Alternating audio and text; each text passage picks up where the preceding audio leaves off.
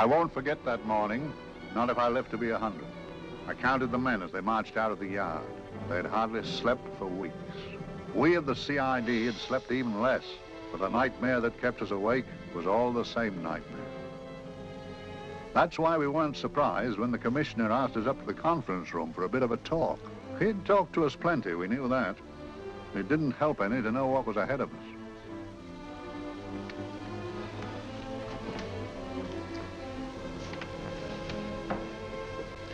Must we have that window open, Gregson? Oh, shut it if you want to. Chief will be in enough of a temper without having a ruddy blast down the back of his neck.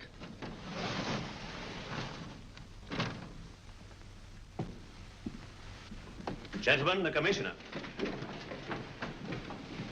Stuffy in here. Be seated, won't you? Gentlemen, if you wish to know what able men you are, read any of the works of popular fiction that glamorize your achievements, but don't, I beg of you, read the daily papers. They might give you an inferiority complex. I hate to mention it, but we're confronted with a series of the most atrocious murders since Jack the Ripper. And in the meantime, the CID might as well be playing at shove halfpenny for all the good we've accomplished. Now look. Here, here, and here. Each of these red flags scattered through the city stands for a woman brutally murdered, a woman's terror, a woman's death agony. These are no ordinary crimes. These are the works of a fiend who kills first and mutilates afterwards. A ghoul who hacks off a part of his victim body and carries it away with him, a loathsome souvenir of his butchery. 3 women murdered so far, and you haven't turned in one clue. You haven't given me one lead. Here you sit and wait for news of the 4th victim, with your arms folded.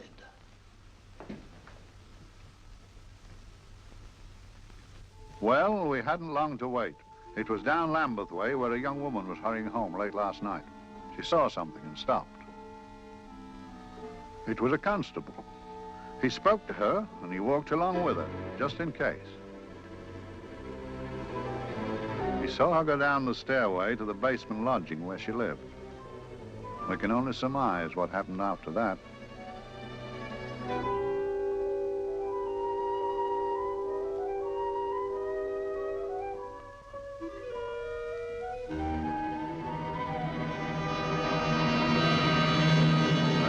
My pride in my pocket and went to see the man who'd so often helped out Inspector Lestrade and myself in the past, Mr. Sherlock Holmes.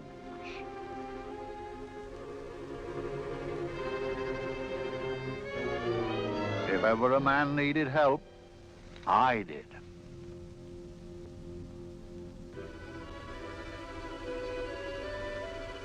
This makes 4, Inspector.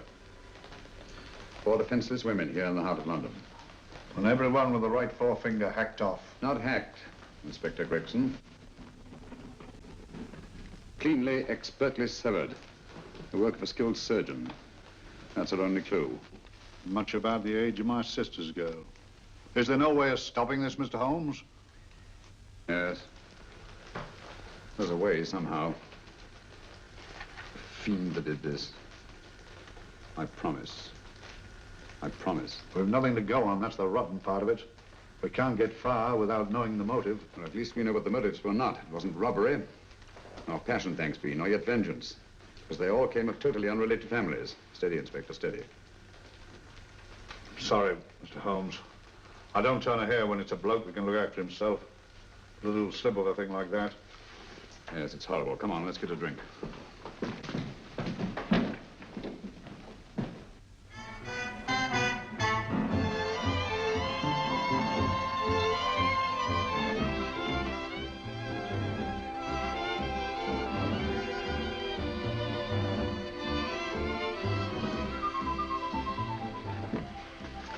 Good evening, Mr. Holmes. Good evening, Vincent. Whiskey and soda, please, and a double for my friend here, Inspector Gregson. Very good, sir. Make mine Irish. Decent of you to give me a hand with this thing, Mr. Holmes. Always a pleasure to be of help to Scotland Yard, Inspector. Little out of my line, looking for a maniac who murders just for the fun of it. Perhaps just to get a human finger. In all 4 cases, the murderer risked capture by stopping to secure a finger. Wonder what for? Who knows? He's just a madman. Perhaps there's method in his madness. If we could just trace those missing fingers. If we could just train the English Channel, we might find a penny. Huh? Oh, thank you. You may keep those, Mr. Holmes. Thank you.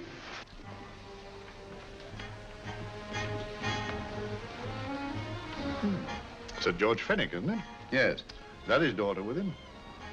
Don't be so naive, Inspector.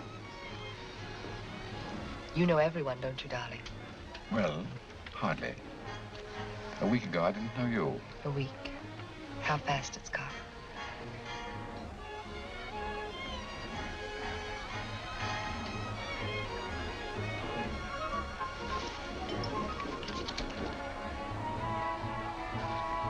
I collect these things. How very quaint of you. Shall we go? Yes.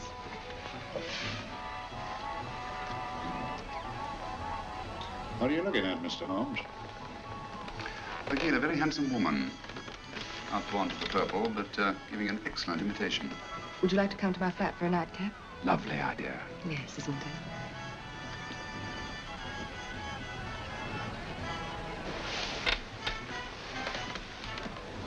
Wonder where she's taking Sir George Fenwick. Don't be so naive, Mr. Holmes.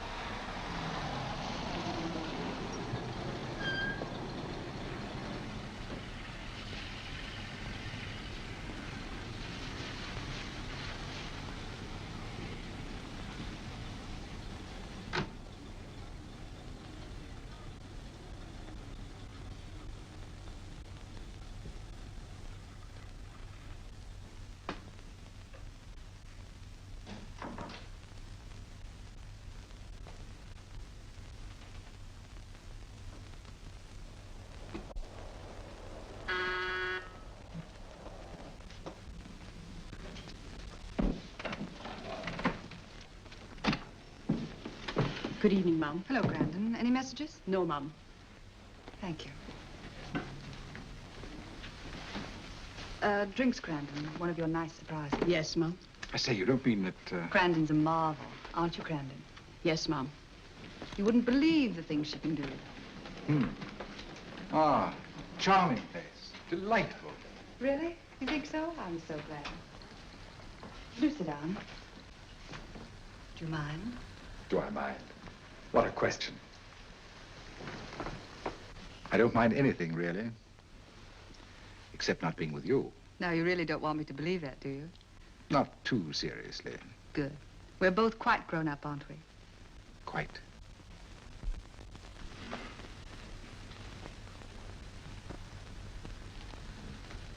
You're a treasure, Grandon.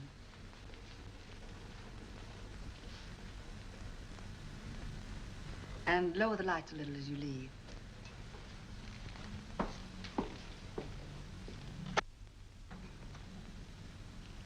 I prefer a more flattering light. In any light, you'd be... Would I? And don't you know it? Perhaps I do.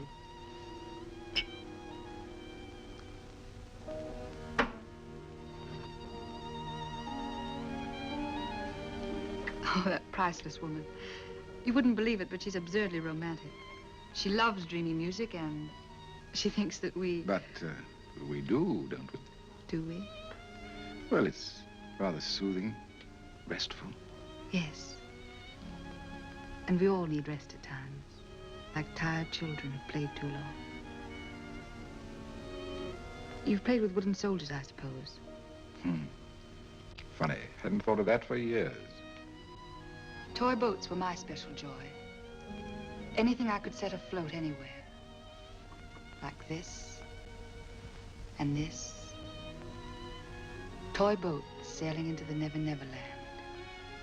A land of beautiful dreams. Look. Look, odd, isn't it, how the light is reflected? Little specks of light that move and move, like stars on a slowly moving stream. You know, Holmes, I'm very sensitive to atmosphere. No? Yes, I can tell by the feel of this room there's been a murder committed here. It may interest you to know, my dear fellow, it was the other side of that door at the foot of the stairs that the poor girl was murdered.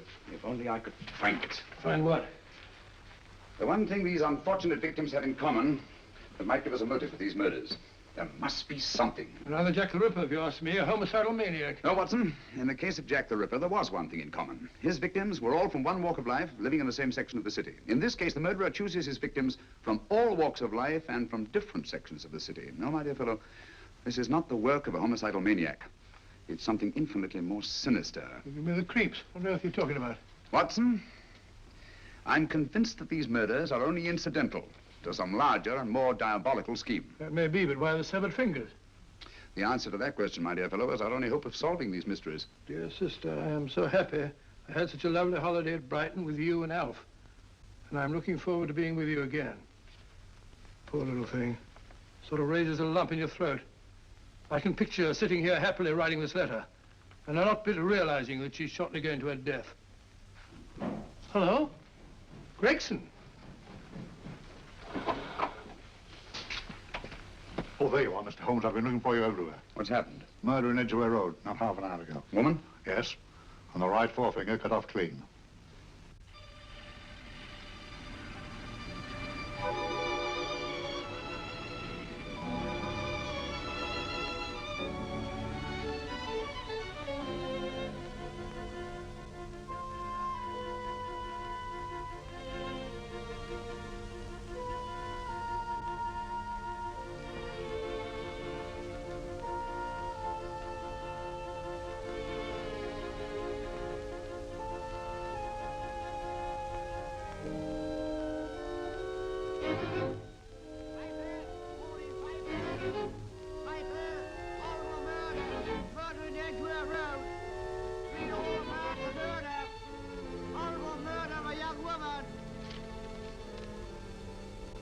Piper! Horrible murder, Piper! All about the murder! Morning, Piper! All about the murder! Piper! Horrible murder! Another young woman found murdered, Piper, sir! Horrible murder, Piper! Piper! Read all about it! Get your Piper! Murder in Edgware Road! Horrible finger murder!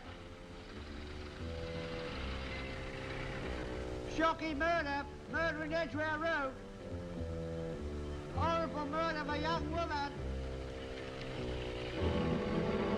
Read all about the murder!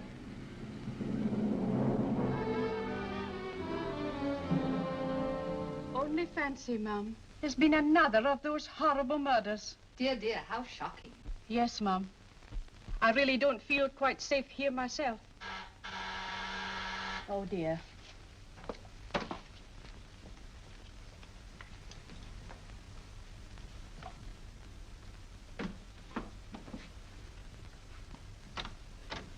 Why, Sir George! I must see Miss Marlowe at once. I don't know if she... I must see her. Where is she? Lydia. Why, Sir George, what is it? What happened?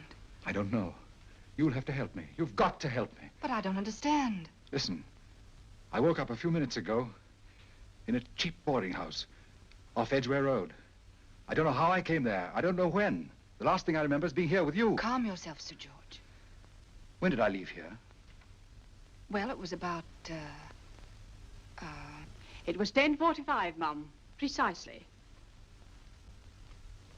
You seemed, forgive me, just a little distressed. Detached, not interested. I thought I'd said something to offend you. I don't remember.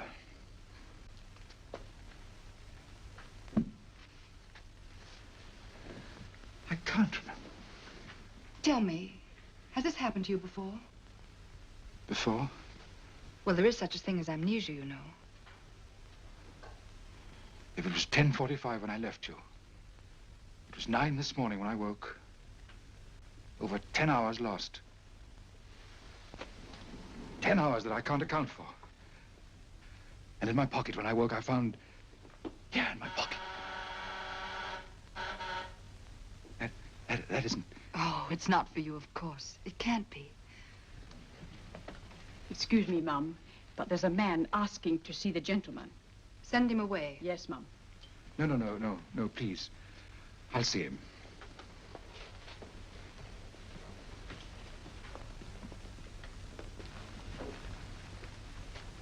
Well?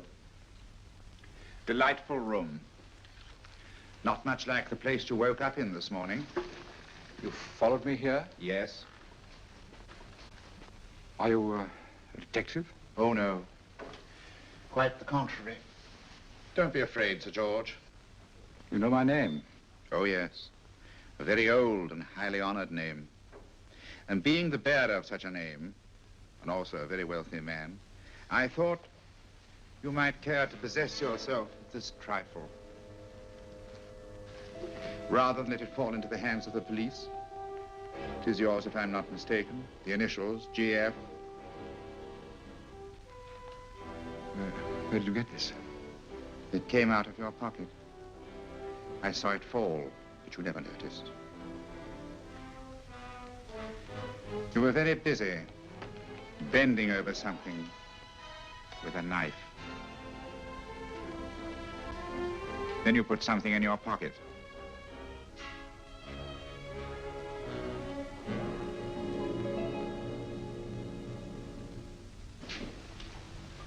Come along, Holmes, come along, come along.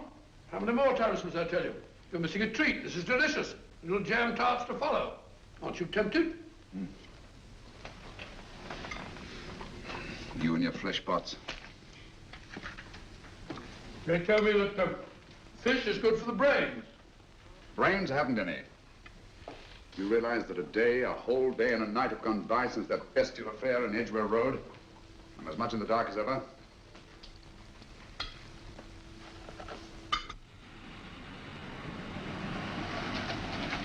Hello, here comes a client, unless I'm very much mistaken.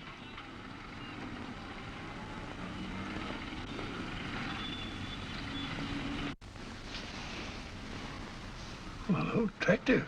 Very attractive.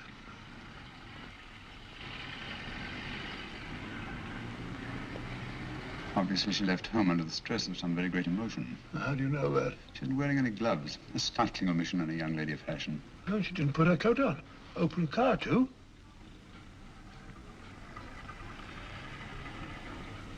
Furthermore, there's something in that bag she wants to show me. What makes you say that? The bag doesn't match her dress, indicating it was picked for size rather than style, to accommodate some bulky object. You amaze me, Holmes. What I meant, my dear fellow.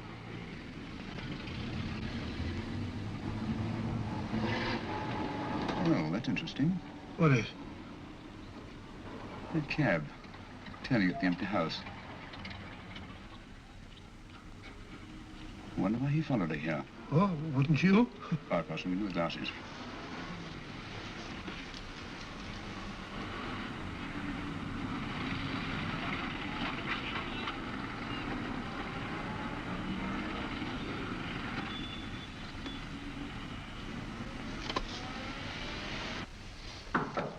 Well, we shall soon know. Yes, Mrs. Hudson?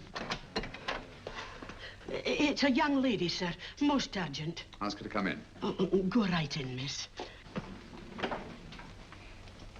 Mr. Holmes? Yes, this is my friend, Dr. Watson. How do you do? How do you do? Mr. Holmes, you must excuse me, please. Yes, well, won't you sit down? Come along. May I? It's quite all right. Thank you.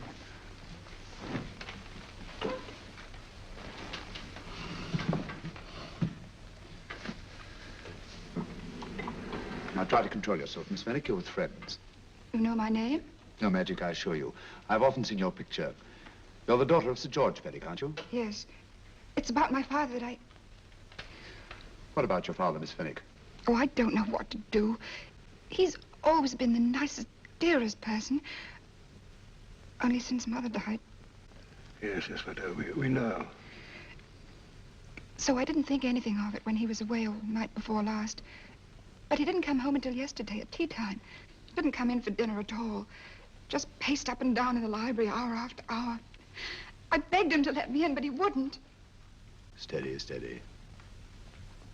Now take your time. I couldn't sleep a wink last night. Then I started hearing things. Hearing things? What sort of things? I heard someone in the garden underneath my window. Then I saw a figure moving down the garden path. And I recognized my father, stealing through his own garden like a thief.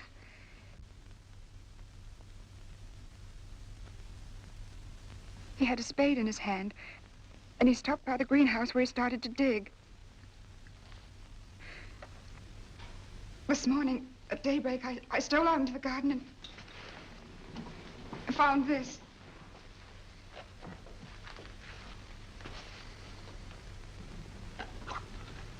A finger. A human finger. Bring up Scotland Yard, will you, Watson? Ask them to get hold of Inspector Gregson and tell him to meet us at once at George Finnick's house, Kingston. Operator, get me Scotland Yard quick. Where's my father, Norris? He's still in the library, miss. Thank you. We'll see him right away. Will you come with me, please? Thank you. I got your message, Mr. Holmes. Yes, indeed. Dad, may I come in? Dad. It's funny. He doesn't answer. Do you mind? Please do. Thank you. Watson, quick. Oh, Come along, no, my dear. no, no. Take charge, Miss Finnick, please. Sorry, sir. No, miss, please. Please come along with me.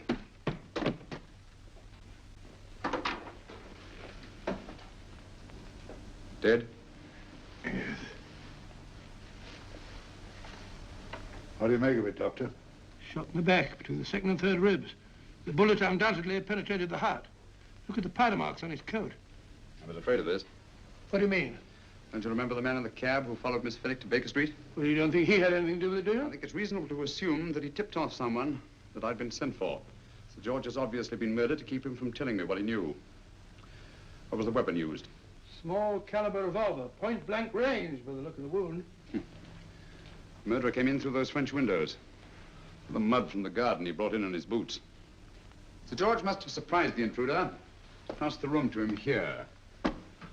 What follows, we can't tell. But from the location of the wound, I'd say that he turned his back for a moment, and as he turned, the muzzle of the revolver was placed between his ribs and one muffled shot fired. And you mean to say he kept on going, even after he was shot? There's no doubt about it. Look there. The trail of blood leads us back to the desk. Something Sir George was after.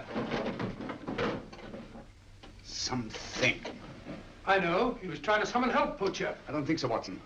There's the bell pulled by the fireplace. No, you'll notice from the trail of blood that Sir George made straight for this desk here. I wonder, there was something he was desperately anxious to get. Hello. His right hand's clenched. That's perfectly natural. Death agony. The left hand lies open. Why only one hand clenched in the death agony? The right hand, the hand nearest the desk. Please note that. If Sir George took something off this desk, something so important that he spilled his last drop of blood to get it, I want to know what it is.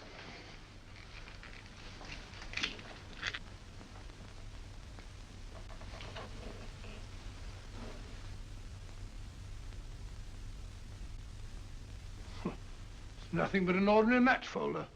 Where does that lead us? I imagine to something very important, Gregson. This match folder's from Pembroke House. Why shouldn't it be? He was there, you know. We saw him yesterday. Yes, but the effort he made after he was shot to get hold of this match folder. It's just possible he wanted someone to remember Pembroke House. He may have wished to recall it to someone who saw him there. Someone who, like ourselves, saw him with a woman.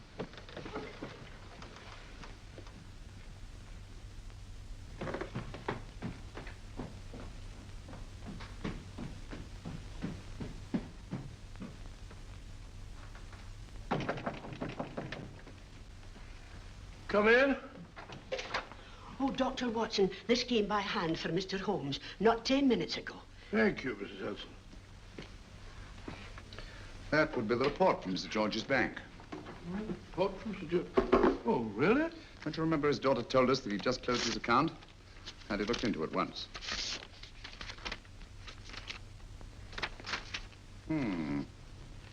He drew out his entire balance in cash, nearly £10,000, yesterday, just after that young woman was murdered. What does that suggest to you, Watson? But he paid it out to someone. Precisely. I smell the faint, sweet odor of blackmail. You don't think he paid it out to someone who saw him murder the McLean woman? Sir George never murdered anyone. But he did have that woman's finger, and he emptied did have and pay out a lot of cash. That's the terrifying part about blackmail, Watson. The victim is afraid to fight the accusation, no matter how false. Once the accusation is made, his name is smeared, and sometimes his life is ruined. Well, Sir George didn't commit these murders. What fiend did? I rather think they're not the work of any one man. Oh, come, Holmes. You don't expect me to believe there's a whole organization going about killing people and chopping off their fingers. No, it's possible, quite possible. Well, whoever's behind all this thing must be out of his mind. On the contrary, my dear fellow, if my assumptions are correct, this little scheme has behind it the most brilliant and ruthless intellect the world has ever known. You don't mean Professor Moriarty? I do. Oh, steady, Holmes. You've got him on the brain.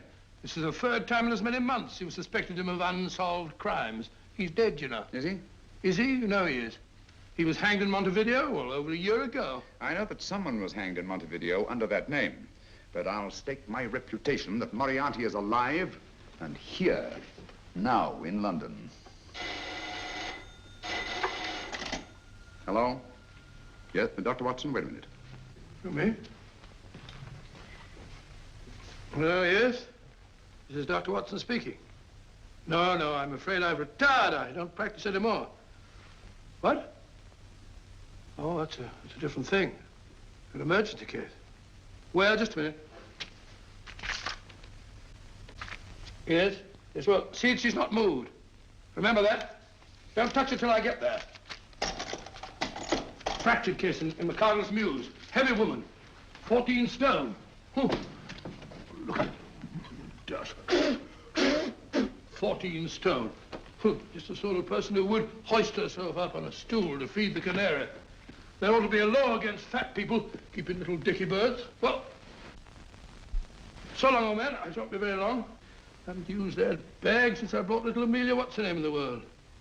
She grew up to be a very unattractive child. Well, who wouldn't with a name like Amelia? Oh, Amelia. Amelia.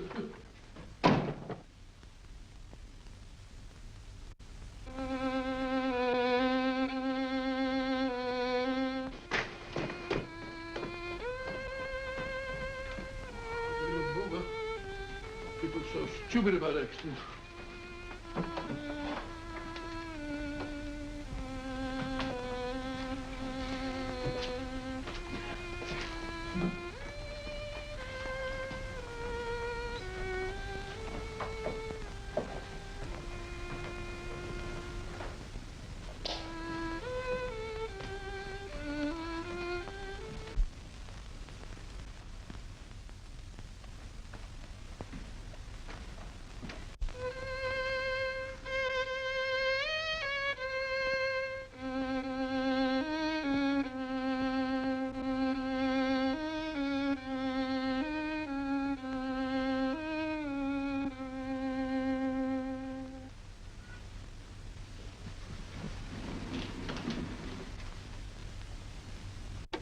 Oh, Professor Moriarty. Not that I wish to appear inquisitive, but to what am I indebted for the pleasure of this visit? Scotland Yard will be interested. It's very convenient for me to have Scotland Yard think that I'm still dead in Montevideo. I never dreamed of fooling you. Thank you. The thought occurs to me, Mr. Holmes, that there are some advantages in living within the law. You're very comfortably fixed here, aren't you? As I get on in life, the little comforts appeal to me more and more. Oh, I beg your pardon. Won't you sit down? Thank you.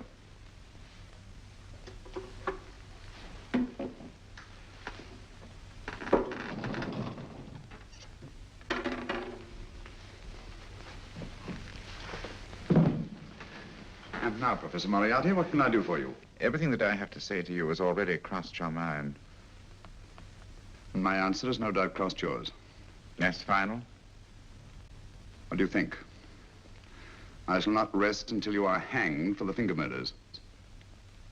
You've no proof, you know. No, not a shred. But I have you. I could turn you over to the police here and now. You could. But if you did, you'd never see Dr. Watson again. Oh, the telephone call. Quite. I rather assumed you had taken some such precaution. Or I should have snatched up a revolver and indulged in a fit of heroics when you came in. Very smart, aren't you? Not smart enough. Or I should have anticipated you. But if any harm comes to Dr. Watson, I shall seek you out. I shall not rest until I find you, and when I do... No harm will come to Dr. Watson this time. But I can't answer for the future. Mr. Holmes, I should strongly advise you to drop this case. Don't be silly. Think it over. We've had many encounters in the past. You hope to place me on the gallows. I tell you, I shall never stand upon the gallows. But if you are instrumental in any way in bringing about my destruction, you will not be alive to enjoy your satisfaction. And we shall walk together through the gates of eternity, hand in hand. What a charming picture that would make. Yes, wouldn't it? You know, I really think it might be worth it.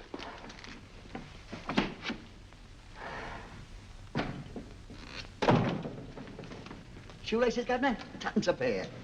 And strong enough to hang yourself. How many more times must I tell you I don't want your filthy shoelaces or your company? Shoelaces, Governor? Blasted impertinence. Run along, my good man, or I'll give you in charge. Shoelaces, Governor? Shoelaces, Governor? Help a poor bloke. What's only got one arm? Any luck with Mr. Holmes? You can read his obituary in tomorrow's papers.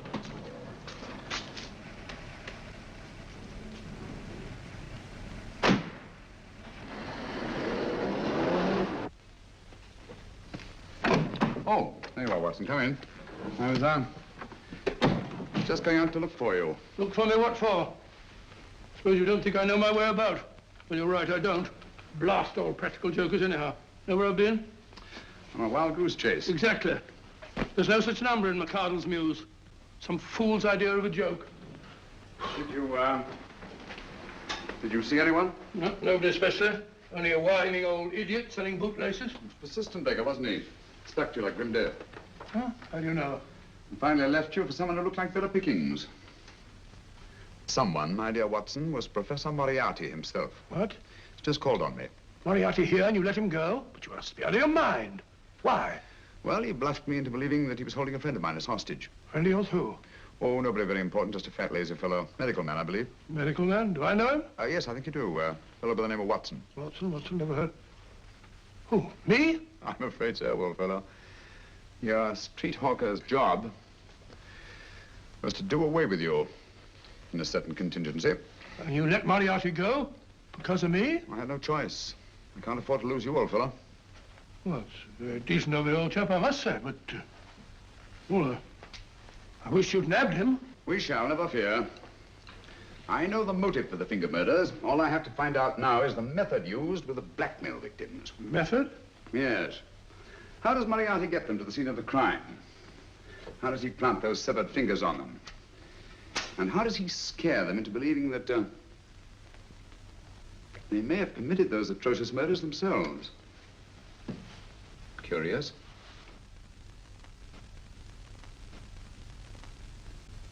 Very curious. Huh? Curious?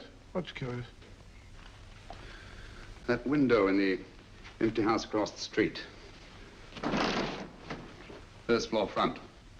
Huh? What's wrong with it? It's open. Why shouldn't it be open? Well, it wasn't open half an hour ago. I'll stake my life on that. Well, it's not our business. Let it stay open. I wonder if you'd go over, old fellow, and see what's the matter. Oh, trespassing. It's against the law. Very well, I'll go myself. Oh, well, if you're going to put it like that, ridiculous waste of time. Going about shutting windows at this hour of the night. Yeah, you better take this torch. Well, take what? Dignified job for a doctor. Dr. Watson, the torchbearer. And what do you propose to do? Sit in a comfortable chair, I suppose, and read a good book? That's a very good idea. Yes, very good idea. While I play night watchman, you have a nice read.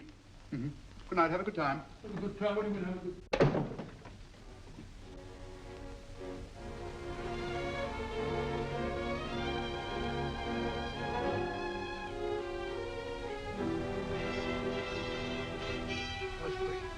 everything.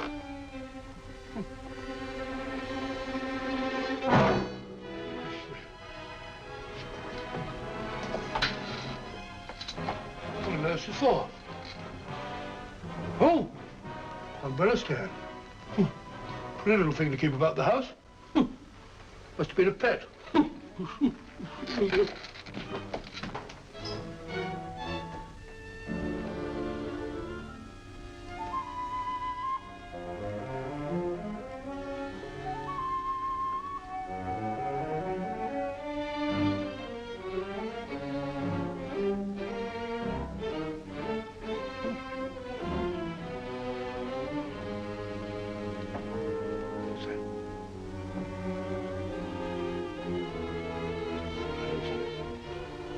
Right, Barbara. This was the door.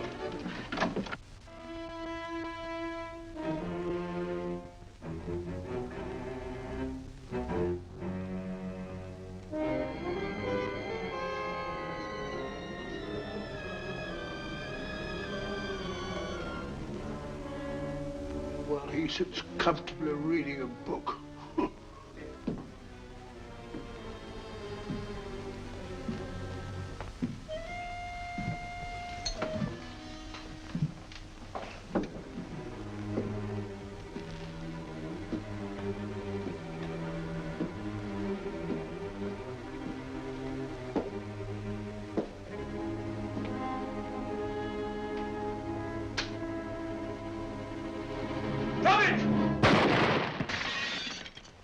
He killed Holmes! He killed Sherlock! Watson. You? But I saw him shoot you a second ago. Not me, my dear fellow. Merely the bust of Julius Caesar. Incidentally, you may have noticed that all through the ages, prominent men have prominent noses. Oh, I'm afraid we're in for terrible trouble again with Mrs. Hudson. Windows smashed, plaster all over the floor. Get up, you. Corporal Williams, Middlesex Regiment. Discharged from the army as physically unfit. Papers seem in order. Now, Corporal Williams, you've seen service in the Far East, haven't you? The East? I thought so. Look at his complexion, Watson. Yellow as saffron. He's been taking Atabrine. Cure for malaria. Sniper, aren't you? Sniper?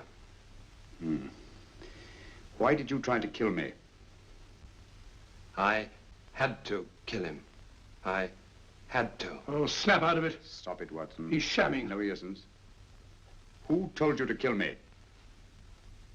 She told me. She told you? She told me I couldn't miss. Well, luckily you did miss, you murderer. He isn't a murderer, Watson. Listen, Corporal Williams. She told you you had to do it, didn't she?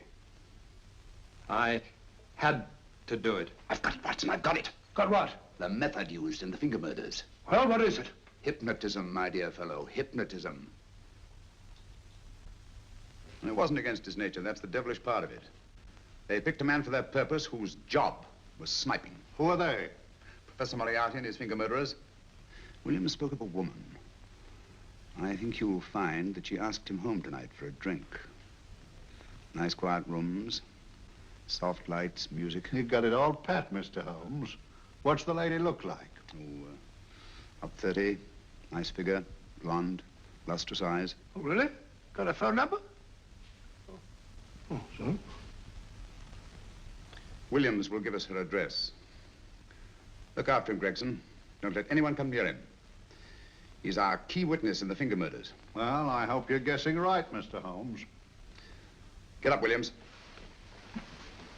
Now, go with Inspector Gregson anywhere he tells you. Come on. Yeah. Ring me as soon as he comes to himself, will you? I will. Good night, gentlemen. Good night. Well, if you believe that fellow Williams was hypnotized, I suppose you think Sir George Fenwick was hypnotized too. Yes, I'm quite sure of it. Have a cup of tea? Thanks, old boy. Nothing to eat. But why didn't these people make Sir George do the murder himself? Because they didn't want to get him hanged.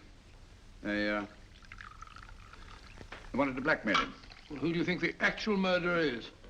One of Moriarty's gang. A diabolically simple technique. Kill a woman. Yes, but why cut off the fingers? My dear fellow, don't you understand? The severed finger is what links the blackmail victim to the murder. He wakes, finds the grisly thing in his pocket. He doesn't know how it got there. He's no idea that he's been hypnotized. For all he knows, he may have committed the atrocious crime during some dreadful lapse of sanity. In that state, when he's utterly demoralized, the blackmailers take over. Is that it? Undoubtedly. You see, they swear that they saw him commit the murder. And being human, the victim will pay anything rather than stand trial on a charge that will make his very name loathsome. Oh, it all fits in if you believe in hypnotism. Yeah. The only possible explanation. You think the hypnotist is that woman with the blonde hair and the lustrous eyes, the woman you invented? I didn't invent her. I saw her. What on earth are you talking about? That woman, my dear Watson, was with Sir George when he left Pembroke House. I saw her there. I shall see her again, and Williams will lead me to her. That's why it's so important to keep him safe. He will identify her.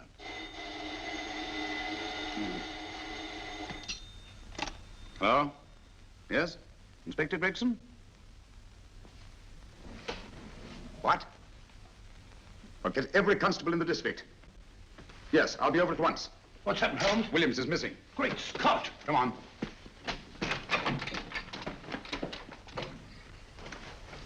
Lorry crashed into Gregson's car. During the confusion, Williams disappeared. Escaped, eh? No, kidnapped. To keep him from talking when he came to. You don't think that Moriarty... Moriarty? Anything is possible.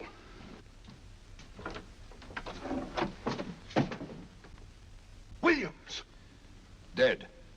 You see, anything is possible.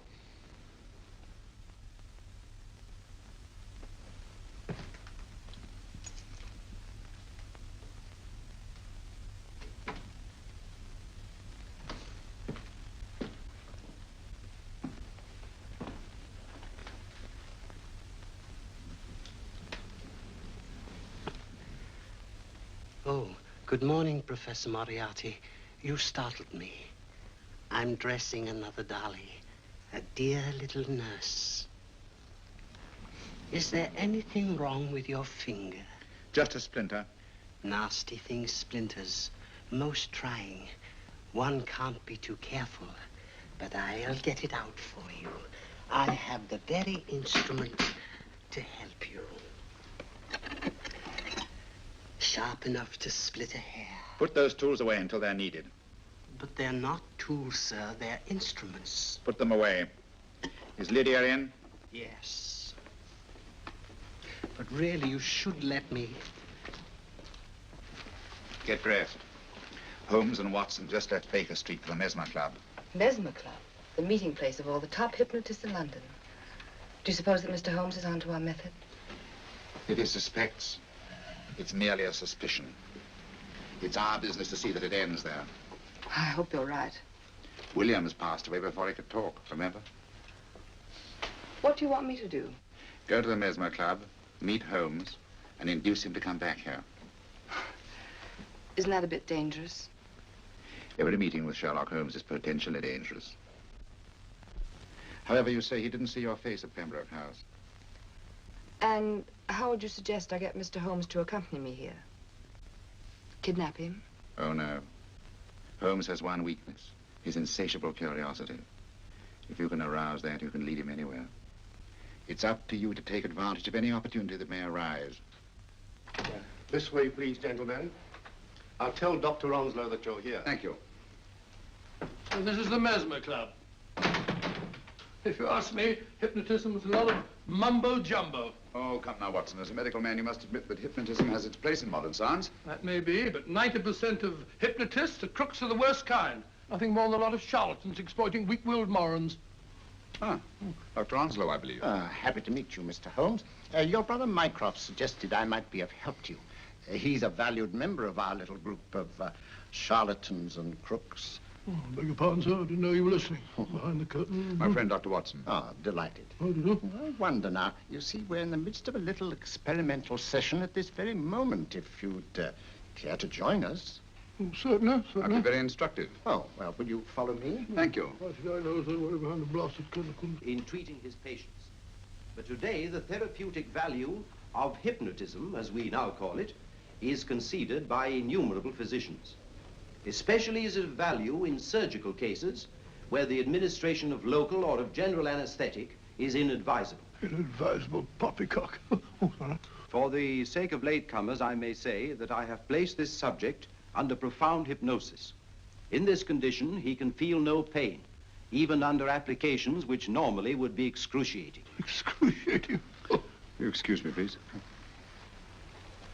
Carter, you are having a peaceful sleep. You feel nothing. Your arms and your hands are without sensation. Mowbray, the long needle.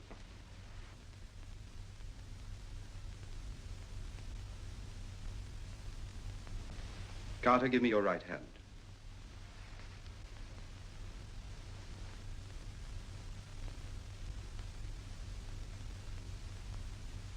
As you observe, the needle has been thrust completely through the subject's hand. No feeling, no pain. This lack of feeling is the one infallible test of profound hypnosis. Nonsense. Fellow's full of drugs. Well, isn't he? Definitely not, Doctor. Wake up, Carter, wake up. You feel well and rested, remember. No pain anywhere. Wake up, wake up. I say, when are you going to begin? All through, Carter. Stand up. This way, sir. And, are these all the people that come here? Oh, no. Others keep dropping in all the time. I suppose it's all right for those who believe in it, but of course, I'm a professional man myself. Then you don't believe in hypnotism, Dr. Watson? I don't deny that there are certain types of hysterical, feeble-minded people who go on if you point your finger at them. But anyone with an ounce of character... How right you are. You see right through our little artifices, don't you, Doctor? Right through, my dear sir. Right through. Right so. But with the feeble-minded, as you say... excuse us, Mr. Holmes. Certainly. Step over here, won't you? Certainly, sir. Anything to oblige. Let me show you how easily we charlatans take advantage of them. Now, sit down, Doctor. Now, we set a thing like this in motion.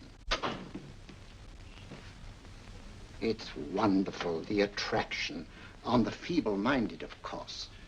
The continuous motion, if they just let themselves follow it. Of course, you could stare at it till doomsday, Dr. Watson, with no effect at all. Still, it might make you a little drowsy, like the white ribbon of road at night when you're driving. The rhythm is smooth, unbroken, and the road goes on and on, round and round, always the same, winding and winding. And you're drowsy, you're tired. Let the road come into you, as it were. The long road, the smooth road, the road to sleep. Sleep.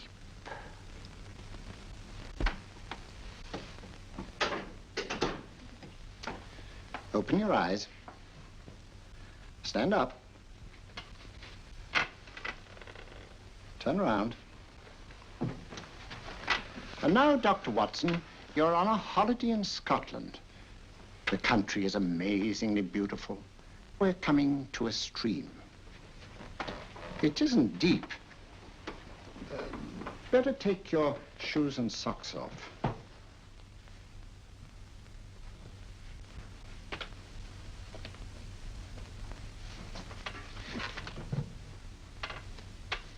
Roll up your trouser.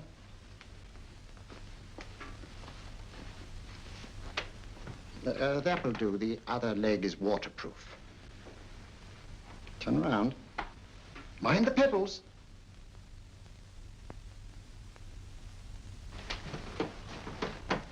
Sit down.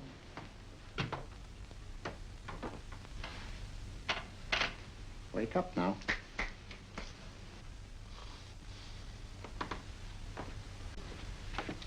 There, I see. What I tell you, it didn't work with me. Why, nobody with an ounce of character.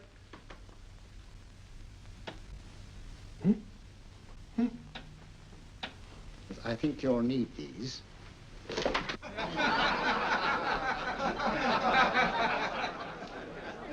Something to laugh at? Watson, she's here. Oh, the woman you're looking for? Yes, I'm going to meet her. Perhaps I can induce her to take me to Moriarty. Do you think it's wise, Holmes? May not be wise, but it's essential.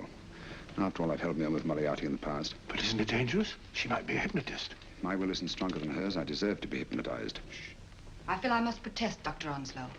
I was told this was a gathering of serious students of a great science, and I find myself in a company of buffoons. Oh, my dear madam. Elliott's and Esdale Braid. Were those men martyrs for the truth?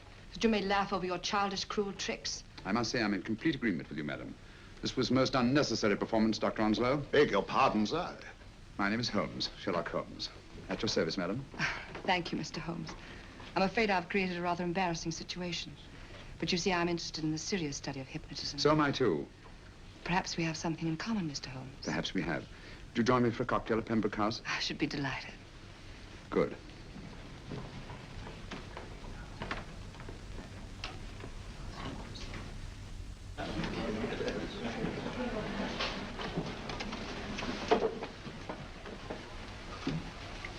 Thank you. I didn't know there was such a pleasant place in London. It was so nice of you to suggest our coming here. I thought a little pick-me-up would do us good. You mean you thought I looked... I like the way you look. Thank you. I suppose I did lose my head a little at the Mesmer Club. But you see, hypnotism is almost a religion with me. I know so well what it can do to help and heal. And I can't bear to see it used for trivial purposes. I know very little about it. That's why I went to the Mesmer Club. You see, I'm rather puzzled just now with the case that I'm working on. How fascinating. Tell me about it. It's the murder of Sir George Fenwick. Fenwick? Who's he? Quite a well-known figure. Odd now I come to think of it. Last time I saw Sir George was here at Pembroke House. Strange. Yes, isn't it? He was sitting, I believe he was sitting at this very table. Cigarette? Thanks. Do go on. There was a charming lady with him. He was lighting a cigarette.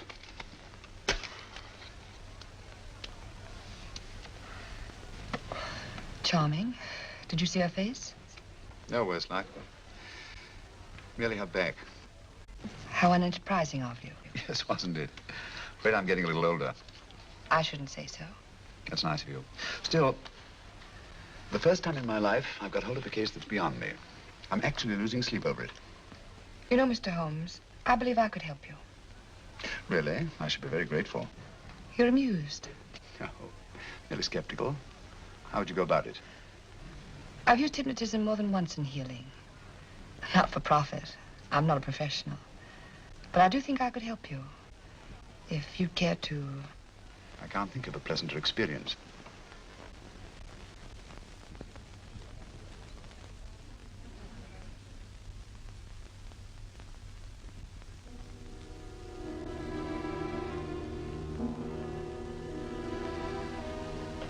Low lights, music, is that all there is to it? You must relax, Mr. Holmes. I'm afraid you're a rather difficult subject. So I thought perhaps a little help. Materia medica might be advisable. Drugs? No, I'd rather not, if you don't mind. As a matter of fact, I'd rather not myself. But Schrenk-Notzing he practiced in Munich, you know, believed it the best means for difficult subjects. Do you mind? Well, as a matter of fact, I don't approve of sedatives. Just as you wish. We don't have to go on with this at all, you know. Wait a minute. Wait a minute. All right. I'll take a chance. It's really quite harmless. What is it? Cannabis japonica, an oriental soporific. You need water.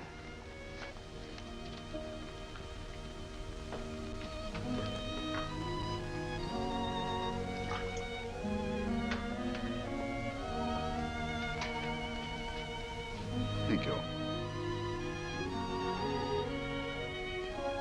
Now sit down, Mr. Holmes. Do you feel yourself growing drowsy? Don't fight it. Give in to it. Because you do want to sleep, you know. Just fix your eyes on this one white flower floating on the water. Empty your mind of every other thought. Follow the motion of the water. So smooth, not a ripple. Waters of forgetfulness. Steady, deep,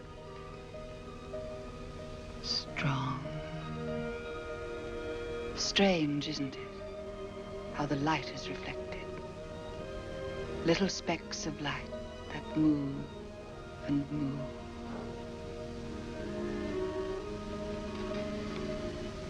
It's restful here. It's peaceful. It's friendly. And you're very close to finding what you're looking for. You'll find them soon now. The guilty ones. When you're rested, gentle waters closing over you. Steady, deep, strong, drawing you down, down, down.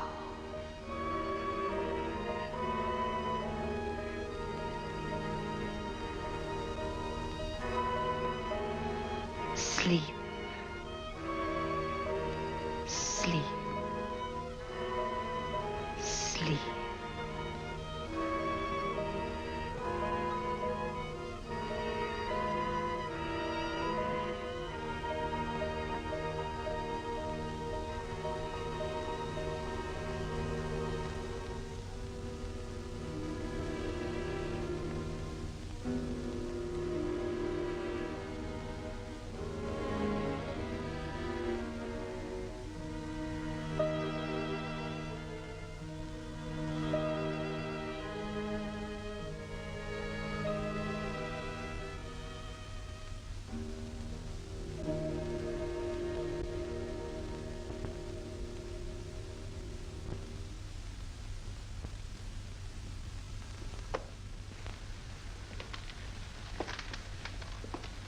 Here he is, Professor Moriarty. Stand up, Mr. Holmes.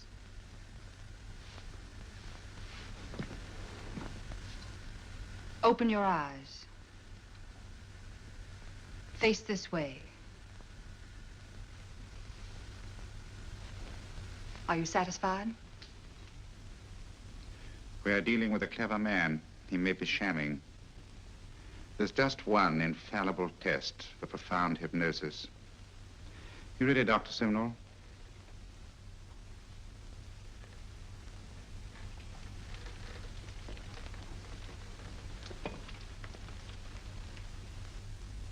That will do, Doctor. He couldn't fake insensibility to the knife. I congratulate you, Lydia. Turn round, Mr. Holmes. Now walk to the desk.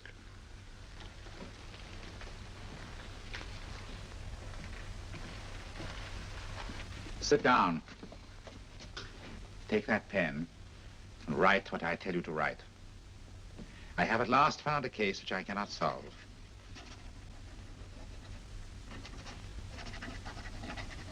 I have outlived my usefulness.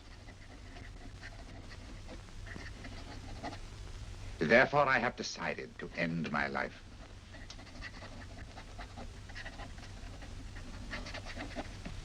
Sign your name. Now blot it.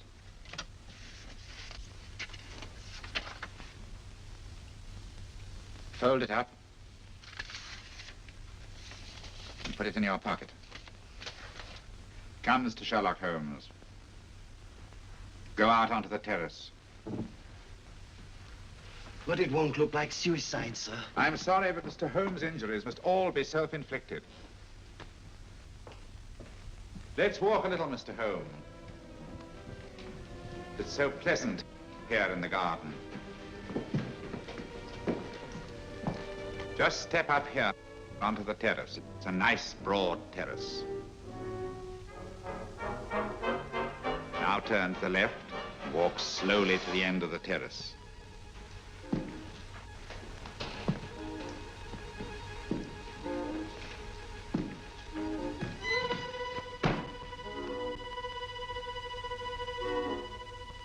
Don't stop. You must walk to the end, you know.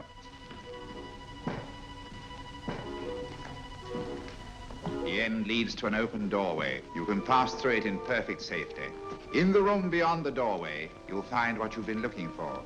Must you drag this on? This is the moment I've been anticipating for a long time, my dear. Go on, Mr. Holmes.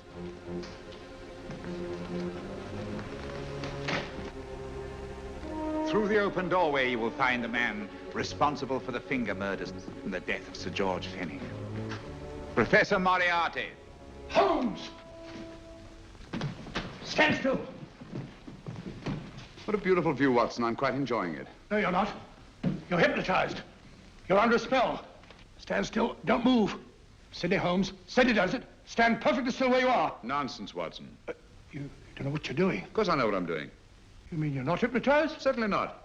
Then get off the wall, you idiot. Oh, look out! Holmes! Dear fellow. What were you doing up there? Holding the fort until you arrived. What kept you? Well, I ran into a spot of trouble on my way to Scotland Yard. I was arrested for exceeding the speed limit. Your luck seems to hold, Mr. Holmes. Well, I'd hardly call it luck, Professor. You see, I substituted a drug of my own for the one that this dear lady pressed on me. You are clever, aren't you? A drug that, although it leaves the subject conscious, renders him quite insensitive to pain. That accounted for my lack of reaction to Dr. Simnel's knife. Well, Gregson, quite an impressive haul. Even Inspector Lestrade himself couldn't have done any better. Thanks, Mr. Holmes. Take him away. All right, put her in the van. I was right, Mr. Holmes. You are a difficult subject. Thank you. And now, Professor, our score is settled. Au revoir until I see you on the gallows. The rope has not been made that'll go around my neck. Come on.